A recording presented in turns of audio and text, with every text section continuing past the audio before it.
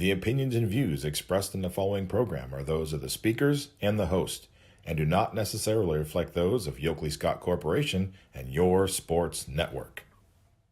Yeah, I've been closer to Jesus before, so can you help me out? Oh, can you help me out?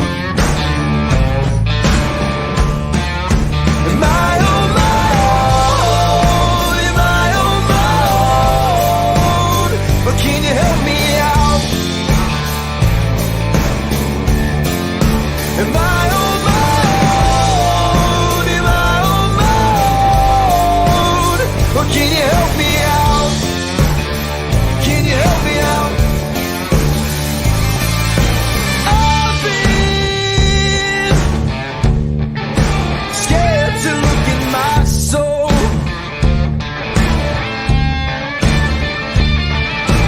I've been afraid I would follow the road. Yeah, afraid of the things I've been told.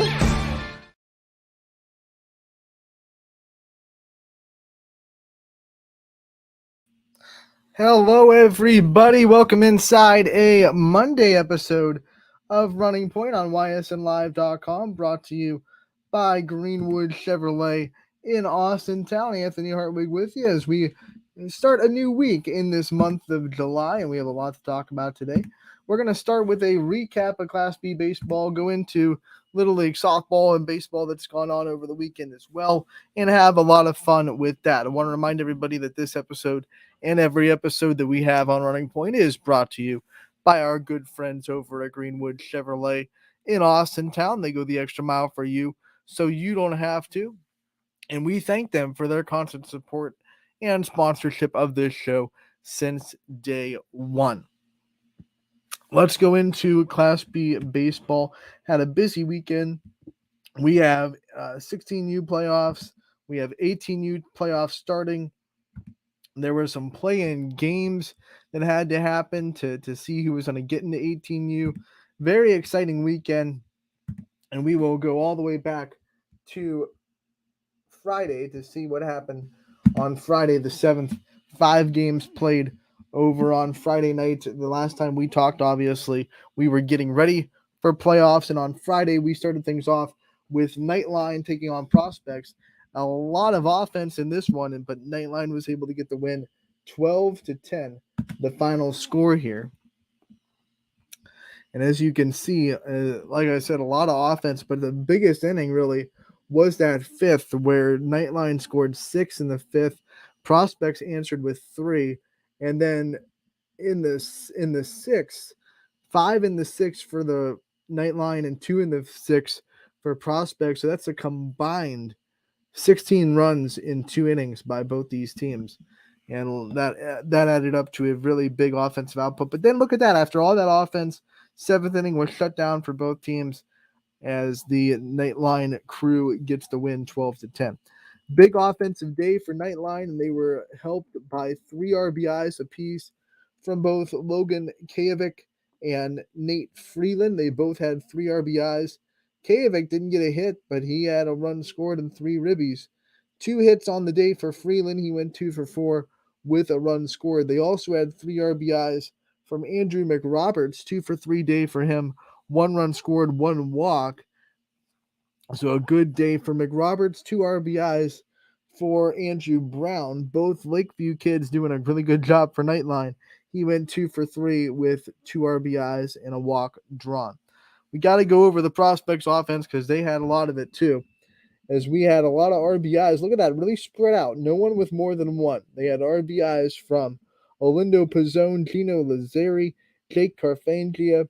They also had an RBI from Landon Turner, RBI from Trainer Janosko, RBI from Anthony Roper, RBI from Brett McSparnan, and an RBI from Carter Knupp.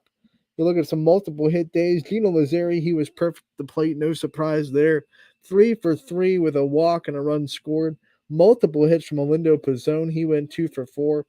And then you have a 2 for 4 day for Anthony Roper and a 2 for 4 day for Carter Knupp as well. So a lot of offense in this one. Nightline gets the win 12-10.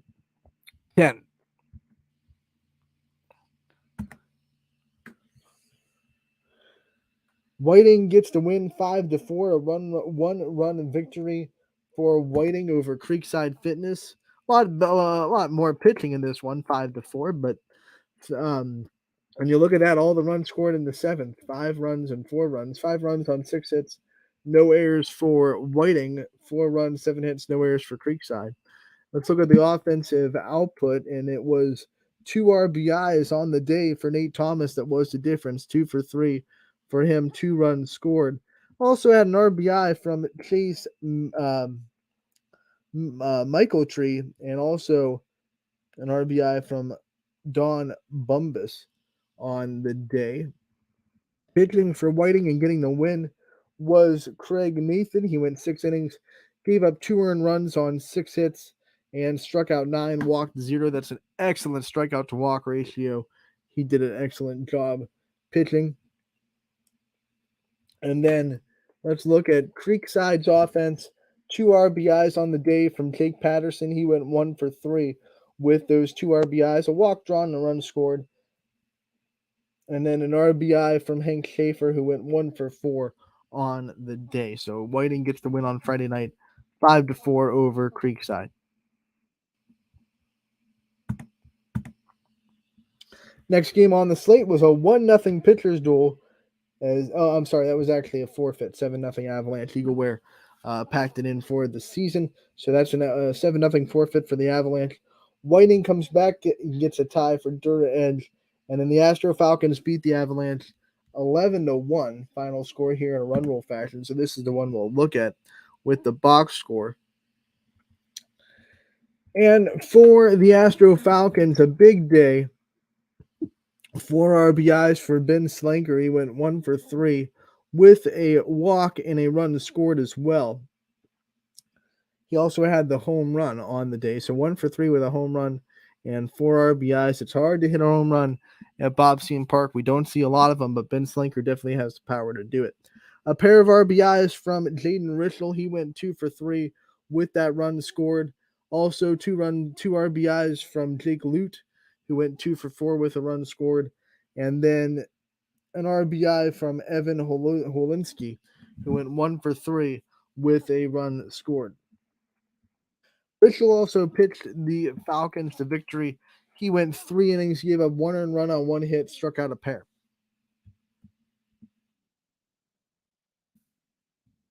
So now let's go to Saturday, as there were 5 more Class B games in the 18U division on Saturday. And we also saw these were the playing games that happened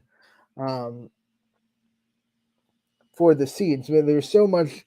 Remember, we always talked there was so much contention in the standings. They were playing games for the 3 and the 5 and the 4 and the 5, and a play-in for number 6 as well. We'll go over the standings to see where that all shook up a little bit later. But in this game, Creekside did get the win over Dura Edge. 10-7 was the final score there. And Creekside bounces back from their loss on Friday with a big offensive output here. 4 RBIs from Braden D'Angelo, 3 RBIs from Tyler McEwen. That's a big day for both of those. They also had an RBI from Mitch Garvin and an RBI from Jake Patterson as well. Pitching for Creekside, getting the win was Patterson. He went 3 innings, gave up just 1 earned run on 2 hits, struck out 3. As a team, Creekside struck out 7 hitters.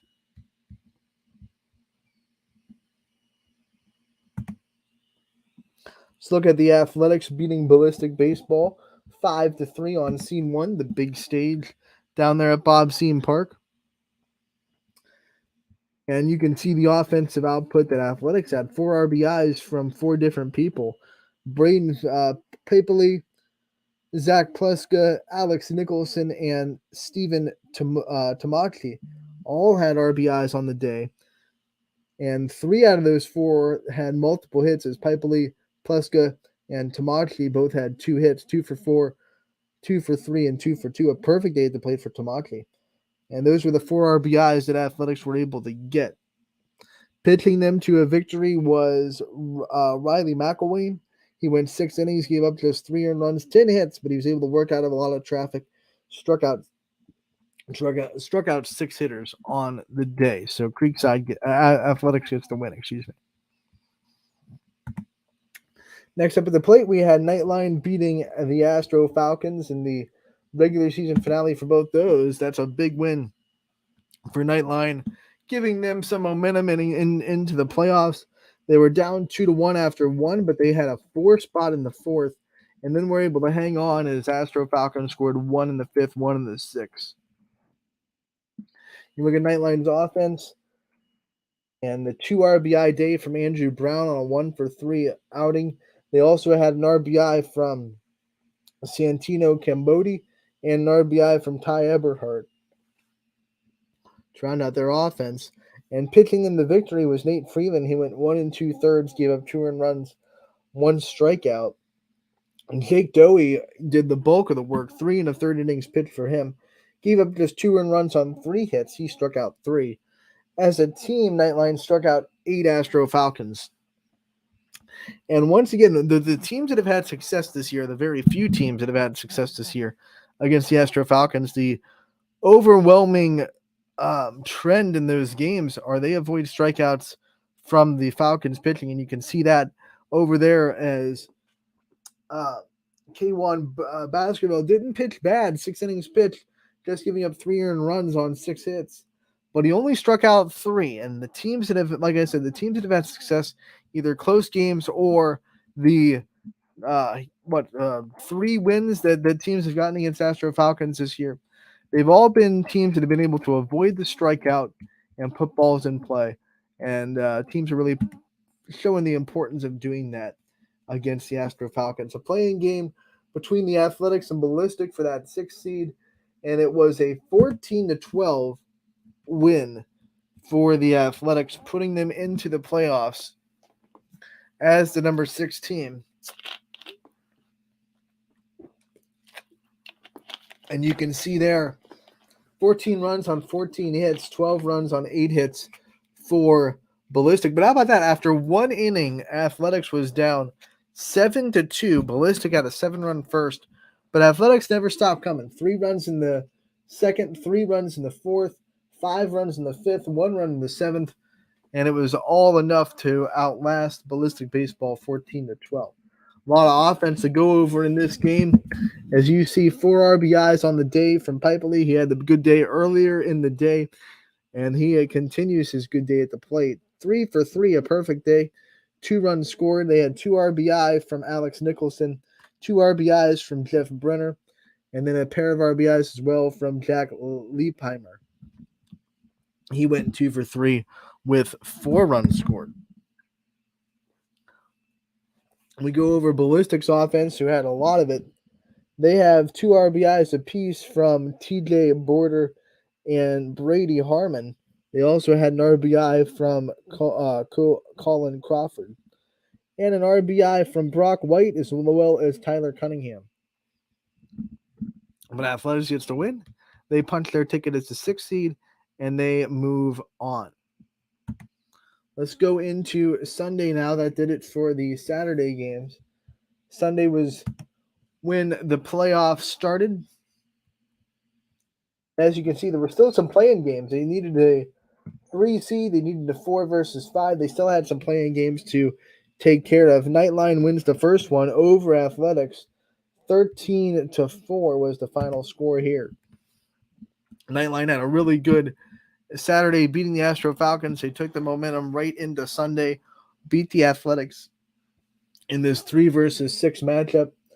And it was 3 RBIs on the day from Chance Lasco. He had a 1 for 3 outing, but 3 RBIs, 2 runs scored, and a walk drawn.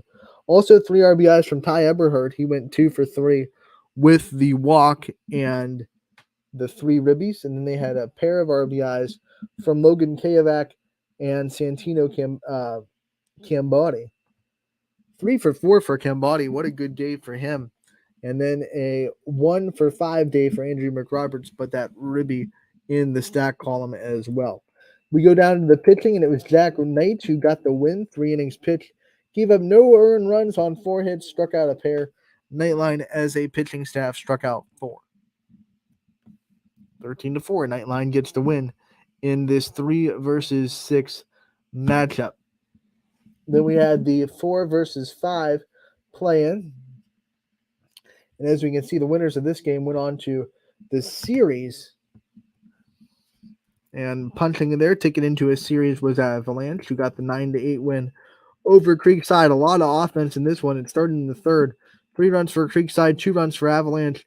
Avalanche tied up in the fourth with a run, took a 2-run lead in the fifth. And then it was 5 runs in the top of the seventh to put Creekside ahead, but walk-off fashion for Avalanche as they score 4 in the bottom half of the inning to win 9-8. A thriller to punch the Avalanche into a semifinal series against the Astro Falcons later on that day. 3 RBIs for Hayden Scarmack. He went 2 for 4 with those 3 ribbies. And then Nate Reichard had an RBI, so did Ben and Hain. 2 RBIs from Jacob Maddox and an RBI from Santino Piccirilli. Pitching for Avalanche in the win was Jacob Maddox. He went 4 2/3. Gave up the 3 earned runs on 6 hits. He struck out 5. 7 strikeouts as a team for the Avalanche. Let's go over Creekside's offense because there was quite a bit of it. 2 RBIs on a 1 for 4 day for Peyton Zupko. They had an RBI and a 2 for 4 day from Braden D'Angelo. And those were the 3 RBIs that Creekside were able to get. How about that? 8 runs scored, but only 3 of them driven in by the Bats. 3 errors on Avalanche helped out in that cause. So those games set up the series that we're about to talk about. So now we had our 4 teams after all of that. And our 4 teams will now play best of 3 series. And game 1 was the nightcap last night. And we see that both games were kind of blowouts. As Astro Falcons, the 1 seed, beat up Avalanche 10-0. The final score there, shutout run rule for the Astro Falcons. Let's look into what went into this one. 4-0 after 4 runs in the second, 2 runs in the third, and it was pretty much done after that point. The Astro Falcons were led by 3 RBIs from Justin Weaver. They also had a pair of RBIs from Jack Lute and Jacob McGuire. RBI apiece from Ben Slinker and Joey Perry. And that was their big offensive performance. And then pitching the shutout for them was Jake Bean. He went 5 innings, gave up no earned runs on 5 hits, struck out 13, and walked just 0. Remember on Saturday's games, we talked about Nightline not striking out and how much of a difference that made for their offense. Polar opposite for the Avalanche against Jake Bean. They couldn't put the ball in play. They struck out 13 times, and that is not a good recipe for winning against this mighty Astro Falcons team. 10-0, they got the win. Now, in the other series, we saw another blowout, another 10-run game, as Whiting cooled off Nightline after their 2 big wins. But it's hard to win 2 games in one day, especially in the playoffs. It may the benefit of having those 1 and 2 seeds proved immense for Whiting. As they got the day off, they got to throw everybody that they wanted to throw. 12-2, they get the win. As you can see, it was pretty much over after 2 innings, 5-0 lead, and then a 9-0 lead after 3, and then 3 more in the fourth. Nightline scored 2 in the fifth, trying to avoid the run rule, but 2 was not enough. They needed 3 in the fifth, and it was locked down after that. 12-2, Whiting gets the run rule victory. 12 runs on 8 hits, 5 errors for Nightline. Really did not help them at all. RBIs on the day for Whiting, 2 apiece from Corbin Sevick and Nick Parado. 3 RBIs for Jason Holland. He had a big day. And then an RBI from Zach Stern as well for Whiting. Pitching them the victory was Jack Ray. He went 5 innings, gave up just 1 earned run on 4 hits, and he struck out 5. So a big pitching performance from Ray as Whiting rolls in game 1 of the playoff series 12-2. That means we will roll into today and have game 2. It could be over today. Very well could be. Game 2 of these two games. As you can see, Avalanche and Astro Falcons will play at 5:30 in Game 2, and then Nightline and Whiting will play at 5:30 in Game 2. If the Astro Falcons and Whiting both win that game, then it would be the end of that series. And then, of course, there's an if necessary game there if um, Avalanche or Nightline win that either one of those games, they'll play an if game. If both Astro Falcons and Whiting win, then they will play in game 1 of the championship at 8 o'clock. So no matter what, there are going to be 3 games tonight. It's just depending on if there'll be an if game or if there'll be a game 1 of the championship series. That'll all depend on whether or not Whiting and Astro Falcons win tonight. So exciting stuff in 18U action is Class B starting to wrap up. Let's go into 16U as well as their championship series continued and actually finished. Not finished. It goes into today. Almost finished. It will finish today if the right team gets the win. Let's go into Saturday, I believe.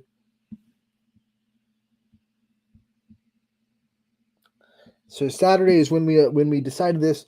Whiting gets the 5-0 win over Creekside to clinch this series in Game 2.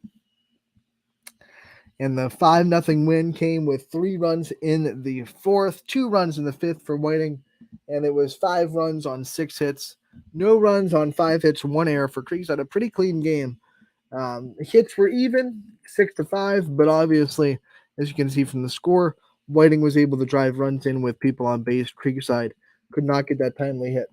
RBIs from Nicholas Heekins, who he got a pair. And then an RBI as well from Davin Friedman for Whiting. Pitching them to victory with a shutout was Ben Yeckel. He went 7 innings, gave up no earned runs on 5 strikeouts, just 1 walk. So Whiting gets that win. They win the series. They eliminate Creekside, and they jumped into the championship. Who would they play in the championship? That came down to the Avalanche versus the Astro Falcons. It was actually the Avalanche that got the win in this one, 8-4. They eliminate the Astro Falcons 16U team. They had a great season, but Avalanche gets the better of them in the 8-4 victory. And you can see their RBIs, 3 of them from Caden Mayhew, and then 2 RBIs from Joey Sedilla. An RBI for Ivan Rudiak as well. He went 3 for 4. A great day at the plate for him. Pitching the Avalanche to victory was Rocky Serafino. He went 3 innings, gave up 1 earned run on 1 hit. And then the Astro Falcons offense, as you can see, still something to talk about. An RBI from Chandler Morris. An RBI as well from Tyler Kurlick and Will Petty as they tried to muster up some offense to win, but they couldn't. 10 runs, 10 hits for the Avalanche, just 3 hits on the day for the Astro Falcons and 3 errors. Very uncharacteristic baseball from the Astro Falcons in this series clinching win for the Avalanche. So that set up game 1 of the championship series between Whiting and the Avalanche, and it was a back and forth offensive gun show as Avalanche gets to win 12-10, the final score. Look at the offense in this one. 2 by Whiting in the first. Then they were up 4-0 after 2.5, but Avalanche comes back with 5 in the bottom of the third to take the lead. 5 more in the bottom of the 5th, but then the Whiting roll-offs answer with 2 in the 6th, 4 in the 7th, but those 2 runs in the bottom of the 6th by the Avalanche were enough to get the win, 12-10. You kind of understood that pitching probably wasn't going to be the best in game 2 for both these teams. It's the downside of playing doubleheaders. But the Avalanche was able to come out on top. And you look at the offense in this one, there was plenty. You have 3 RBIs from Caden Mayhew, who went 4 for 4, could not get him out. And then RBIs were scattered. They had 1 RBI from Tanner Tarosky, 1 RBI from Evan Rudiak, 1 RBI from Jason Malley, 1 RBI from David Moyer, an RBI from Rocky Serafino, RBI for Noah Filson, RBI for Joey Sedilla. So you see there, RBI is very, very spread out for the Avalanche. A bunch of hitters were able to contribute.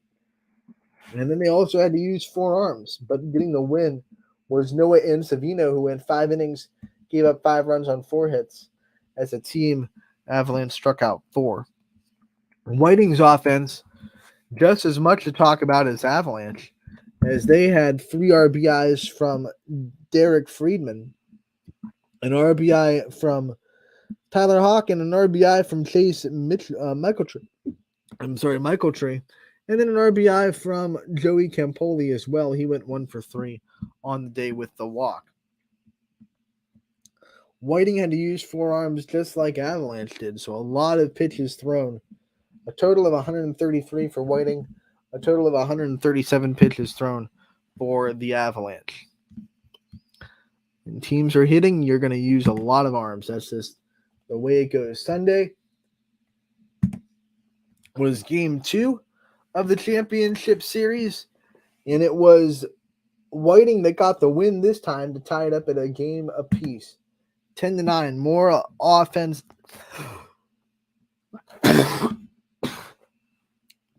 More offense in this one. 3 runs in the first, 3 runs in the second. Avalanche well on their way to start game 2. They were up 6-0. But then Whiting came back and got the 2 runs in the bottom of the third, 4 runs in the bottom of the fourth, 1 more in the bottom of the fifth, and then 3 more in the bottom of the seventh to walk it off after the Avalanche took back the lead with 3 runs themselves in the top half of the 7th inning. 10 runs on 13 hits, 3 errors for Whiting. How about this? 9 runs on 4 hits for the Avalanche. They made the most out of every opportunity they had, that's for sure. Whiting's RBIs, let's break them down. 3 of them came from Chase Mitchelltree, who went 3 for 4 with a run scored and a walk. 3 RBIs as well from Nicholas Heekins. He had a good weekend.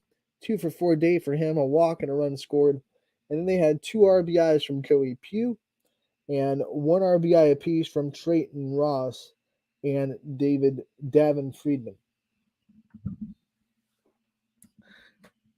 The Avalanche, they had plenty of offense to talk about. 2 RBI day for Rocky Serafino, 3 RBI day for Noah Filson, and those were their 5 RBIs coming from 2 players. So that sets up the game 3 of the series, and it will be tonight between Whiting and Avalanche. As we can see as we go into the schedule. Game 3, and then the if game will be happening at 8 o'clock if necessary.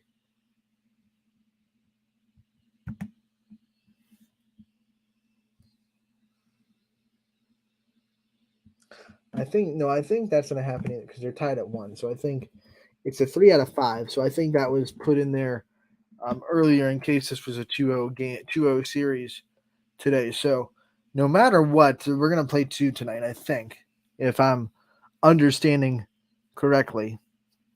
So someone's going to take a 2-1 lead, and then tomorrow is the if game that if they split tonight, then there will be an if game tomorrow with the series tied at 2 apiece. So it'll go down. Both games on scene 3 at 5:30 and 8 o'clock. With that being said, let's talk about our coverage of the games tonight. Let's go into our games at a glance and see who will be at Bob Scene Park. We have Eric Hughes on scene 1, Matt Maher on scene 2, and then scene 3 is video only. So the 18Us will be taken care of by Eric Hughes and Matt Maher, and then scene 3, which will be the championship series of 16U, will be on video only. But all the games will be on ysnlive.com.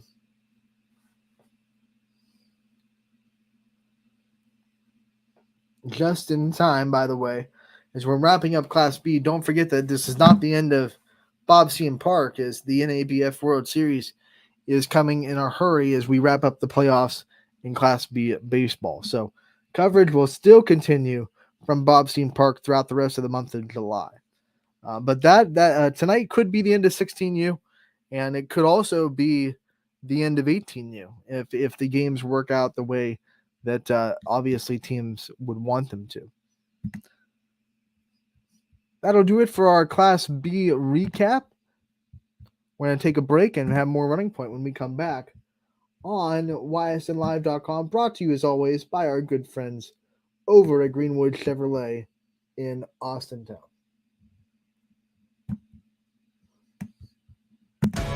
21 News delivers the news as it happens, using the latest technology from where it happens.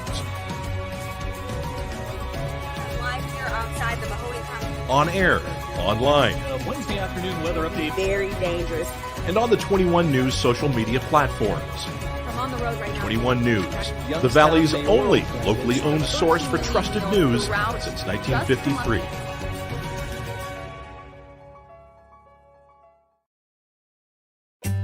As fine as the eye can see, the finest hardwoods from the finest trees. Made for your home and within your means, Baird Brothers will help fulfill your dreams. Let life and light come shining through in quiet morns. And heavy traffic, too. Find your easy-to-afford fine hardwood floors and doors and more at BairdBrothers.com. Every customer has a story, and at Greenwood Chevrolet, we are committed to making sure it ends with you in the right vehicle. I get to be part of somebody's adventure, whether it's buying a car for the first time, helping them get approved, or finding the perfect car for their budget. I'm proud that people trust me with their finances. They trust me to take care of them, and they trust me with their story. I'm Tracy, and I'm ready to go the extra mile for you, only at Greenwood Chevrolet.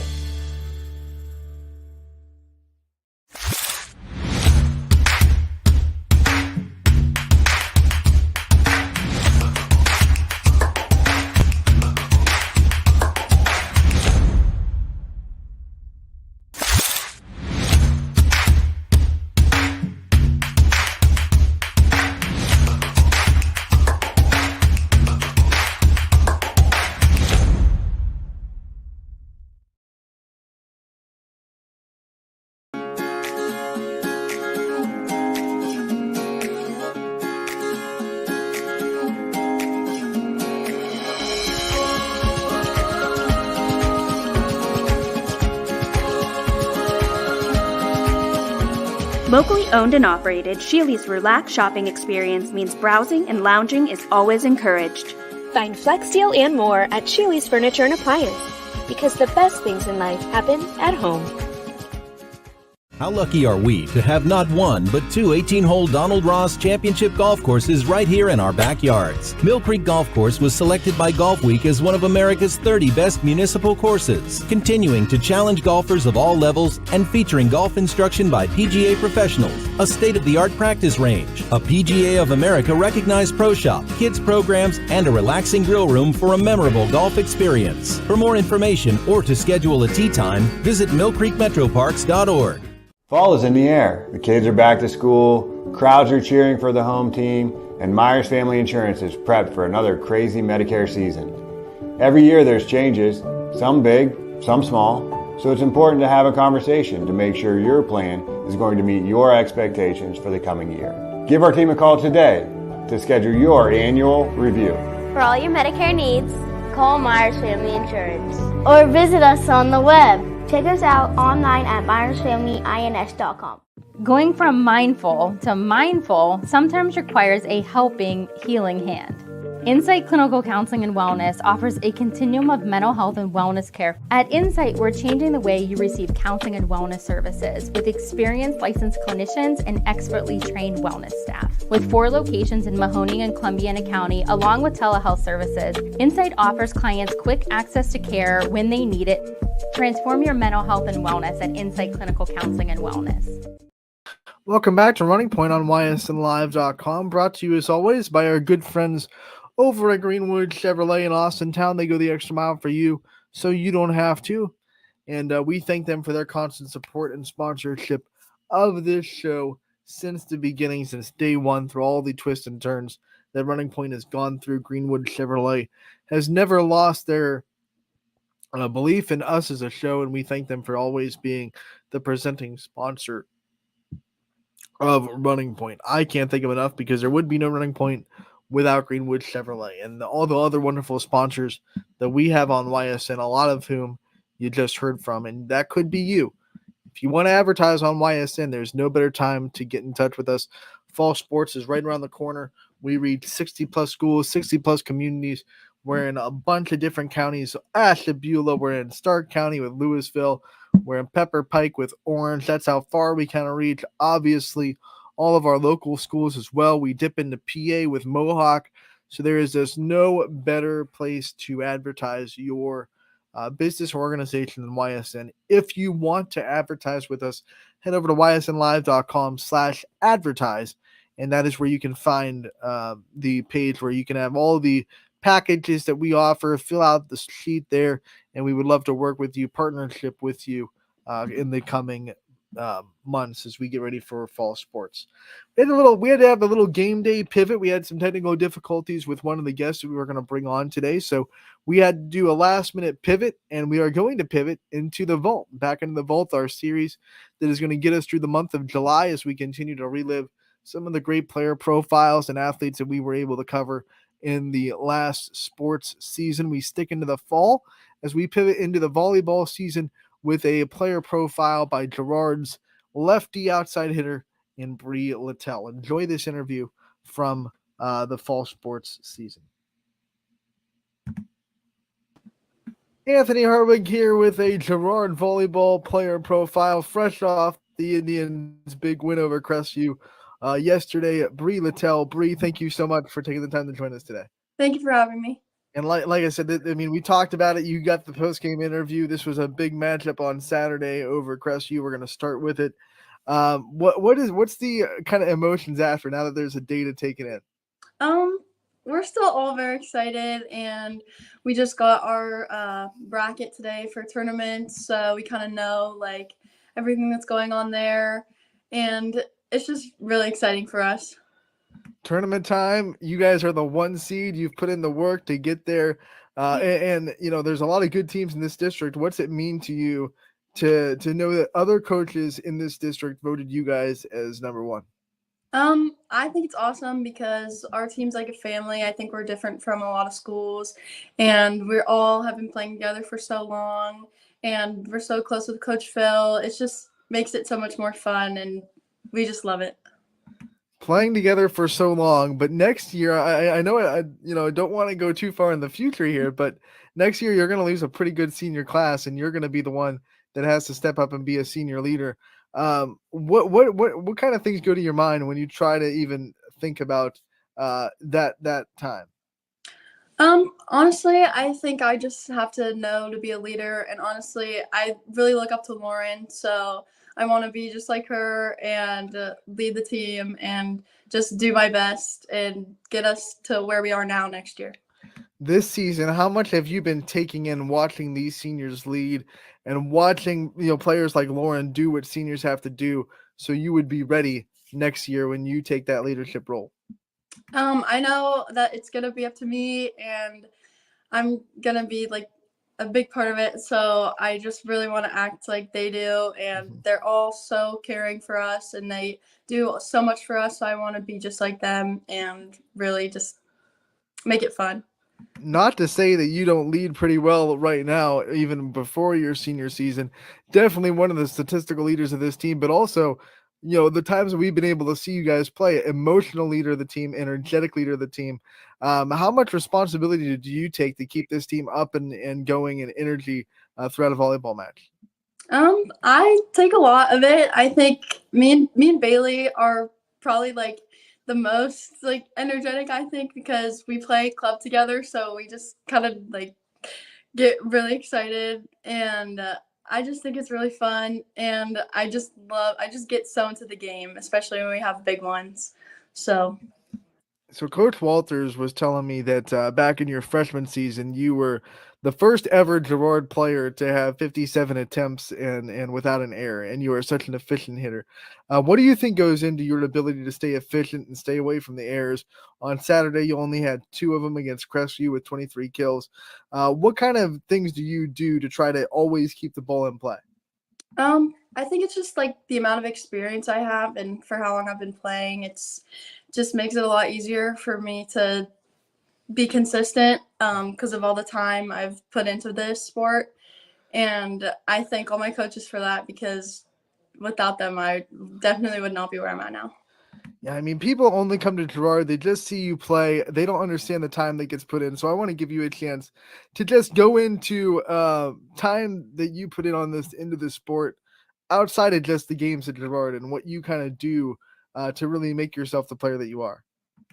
Like even the off season, like with club and everything, that is a lot of time into it. The club season's longer than the school season, so it really helps too. And then also like camps and going to colleges and just always being around it really helps. All right, so you also get the opportunity to get coached by a couple of different people. You obviously Phil's one of the great coaches in the area for high school, but then you go in the club, and like you said, you're going to camps. You get all these different minds of volleyball, thrown at you. How much does that help you getting advice from different minded people and maybe different aspects of the game and different points of view? It really helps because you get to know like what other people see and what they think you need to work on. So it helps with like other things. Like some coach will be like, "Oh, you need to do this," and another coach will say something different. So it kind of helps to fix in a bunch of different aspects of the game. All right, you are the lefty, and that's how you kind of present yourself and separate yourself from everybody else on the floor.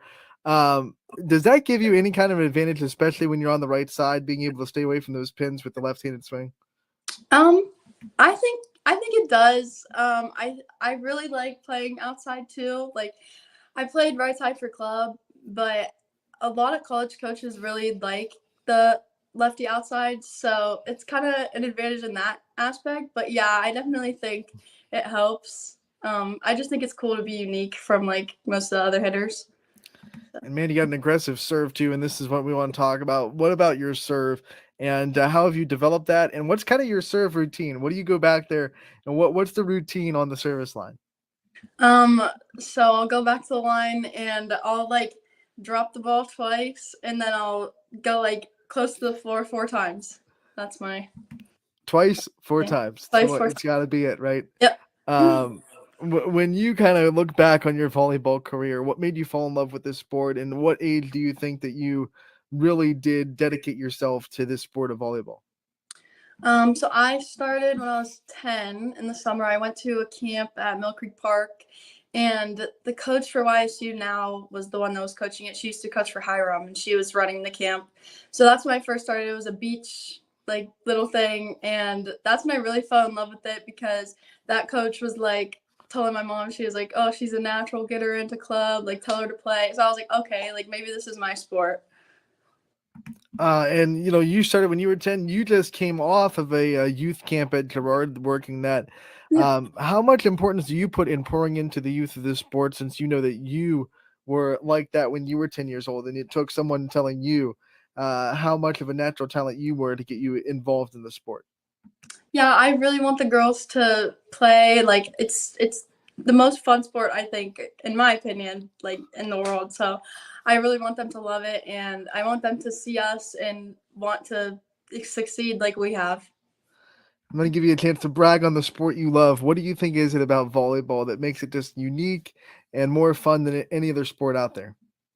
I think it's not only like entertaining to play, but it is probably the most entertaining sport to watch, especially like good games. It's just so like suspenseful. You're always on your toes, and I don't know. It's just really fun.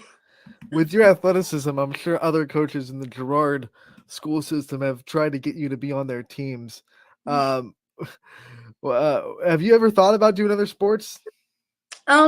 So I've done a bunch of sports like before volleyball when I was younger, and everyone always tells me to play basketball, but I'm horrible at basketball, so I never do that.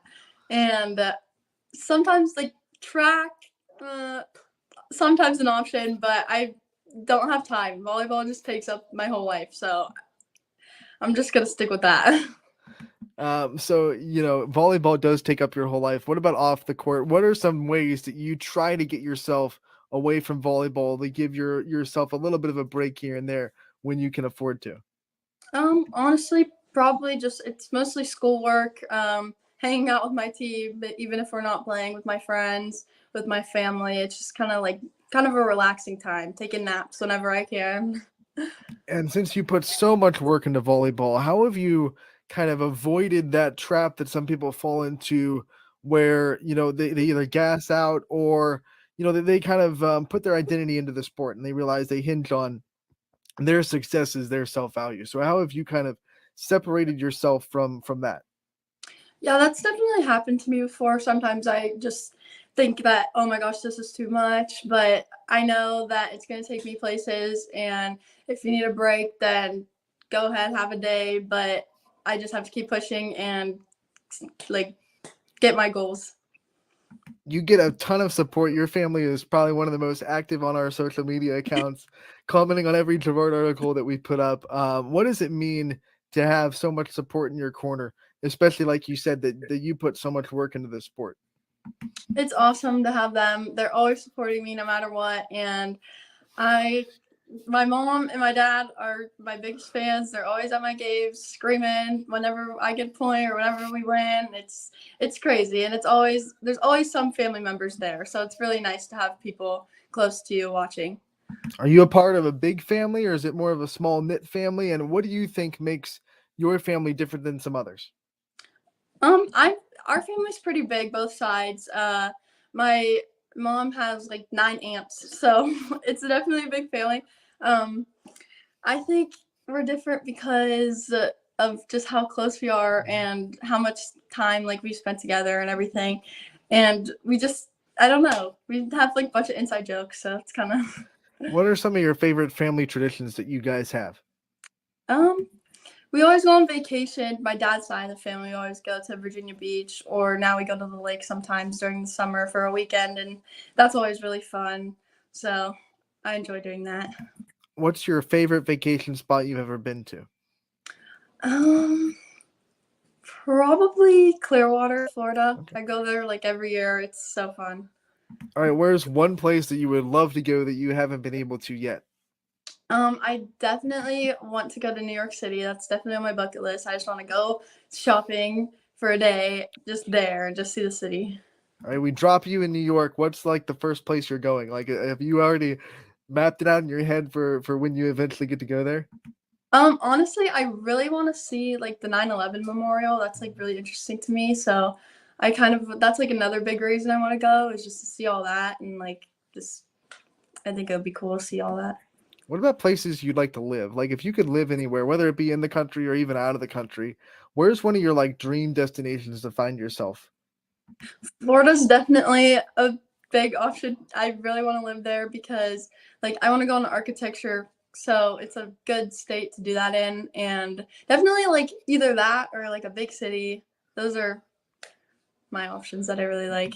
You've picked some places that are kind of far away. So I'm going to go right into this question. Like when you're looking at colleges, which, junior year is the time to start doing that. Do you start to look at far away or are you someone that like would ideally like to stay a little bit closer to home?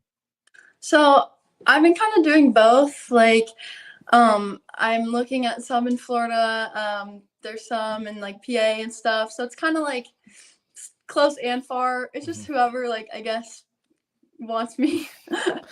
When you're looking at programs, what are some things that are on your the checklist that they have to meet for you to be interested in going to play for them? Definitely my education comes first before anything. They have to have what I want to major in. And also like the size. I don't want a huge college. I want like decent, like not too big, not too small. Yeah, like Goldilocks. You just want it just perfect, right? Yeah, right. So, when you look at your schooling now and what you were going through in Girard, who are some of your favorite teachers in the school system, and have any of them kind of impacted your life? Well, my mom teaches there, so that's definitely one. And probably my Italian teacher, Miss Barber. She's always on my side, and she's like second mom to me, so I love her so much. Would you call yourself fluent Italian? No. No. How close? Like another year? I don't know. It's not very good. If we put you in Italy, would you still be lost, or would you be able to at least communicate? I bet I could probably like order something at a restaurant and I'd be good. But There you that's probably it. Grazie. That's all I know. That's all I got. What about some of your future goals that you have for yourself? Obviously college volleyball, we've already talked about that, but what kind of jobs do you want to see yourself in? And if you kind of could put yourself into a spot in like 5 or 6 years, where would you want to be? Definitely have graduated college or like about to finish.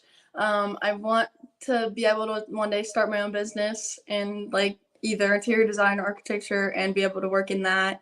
And my like lifelong goal is that I want to be able to like build houses for celebrities or like well-known people. That is like always been. That's your goal now. What was your goal when you were like 7? What did little Bree want to do when she grew up?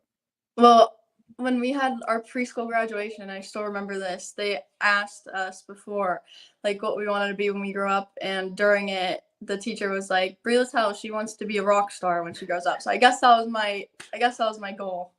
How have your rock skills developed? I don't know. I don't think they did. Do you play any kind of instrument? I don't. Can you sing? No. Okay, well, maybe you should stick to business. Yeah, I think I thought I could sing when I was little, but I don't think I can. So what's your favorite rock song? Let's just go with that. Me and my dad love rock. We always listen to it before games to hype me up. Oh geez. Oh well, our two ones that we always listen to is AC/DC Thunderstruck and Enter Sandman by Metallica. All right. What is one song that you personally could always listen to get yourself hyped up? Oh, geez, this is hard. Definitely those two, and I always listen to Murder on My Mind before games. That is my one song. I always listen to it.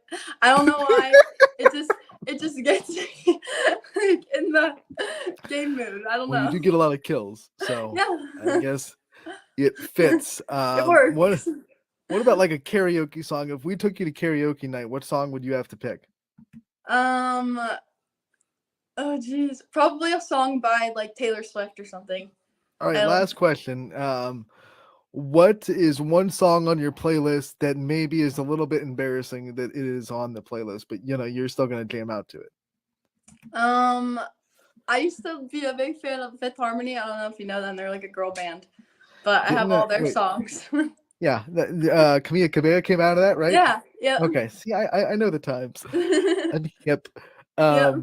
All right, Bree, before we let you go, I want to give you the chance to thank your support system, give them all a shout out, and all the people that have been there for you throughout the years.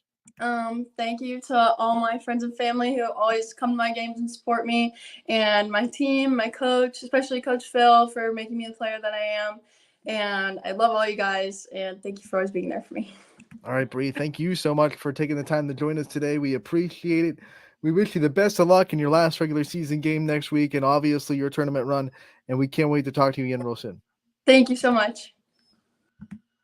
That was Brie Littell from Girard. We go into the vault to recap and relive some of the best player profiles that we were able to get over the last school season. And Brie Littell will be returning to Girard this year to try to keep the Indians at the top of one of the best programs in the area. They've been dominant over the last 3 or 4 years, but it's going to be interesting this year. They lost a lot of seniors, especially Lauren Pallone, the tag team duo that Brie Littell had on the other side of the net. So now Brie Littell is going to have a lot more attention as a hitter. Everyone's going to come in knowing that she's going to be number one, and it's going to be interesting to see what Girard has in store. But one thing I know is Coach Phil Walters always has tricks up his sleeve. He is a volleyball guru. He knows everything that there is to know about the sport. And if there's one coach I will never count out to figure something out, it's definitely him. And they still have a lot of talent. Their talent now is more on the defensive side, but they still have a lot of talent on that team. So we're going to have to see what Girard has in store. Can't wait for the volleyball season to start back up. It'll be week 1 of football is the 18th of August, and then volleyball starts really the next day. There are some teams that have Saturday games, and then that whole week is opening week of volleyball. So it's coming up. What are we? We're on July 10th right now today. So we have a little over a month before the start of fall sports. And like I said, we're going to get you through that month with more dives into the vault of great player profiles that we've had throughout the season. We will sprinkle in more guests, more new guests on Running Point as well as we continue to go through the month of July and the first couple of weeks of August. And don't forget either that when July ends, that's when we really start our fall sports previews as well. We'll have plenty of coaches on to come in and talk about their roster and talk about what their team expectations are this year for volleyball, football, soccer, and all that good stuff. So don't miss a minute of that. Don't miss a minute of Running Point. We'll be back tomorrow from 1 to 2. Hey, want to remind you before we go, though, that there is Class B baseball tonight. It is championship time, playoff time, 18U playoffs, 16U championship. That's going to be on the network. That's also live at Bob Seam Park, so make sure to get on down there. Take advantage of the nice weather. We have baseball, Little League baseball in action tonight as well. Championships for 12U and 11U, I believe. 9U's in action tonight as well at Field of Dreams. So make sure you get on down for that. That'll be on ysnlive.com as well. Let's see who will be down there at Field of Dreams. I believe, if I'm not mistaken, it's going to be Tim Corso. And as Tim Corso will be on L1 for the 11U and 12U games at 6 and 8 o'clock. Also, there's a 9U game at 6 o'clock on L2. So Tim Corso has you covered tonight from the Field of Dreams and at 6 and 8 o'clock. And then we have Class B baseball. Maybe throughout the night. It depends how those early games go. We'll see. So until tomorrow, I'll be back from 1 to 2, and we'll see you all then on Running Point, brought to you by Greenwood Chevrolet in Austin.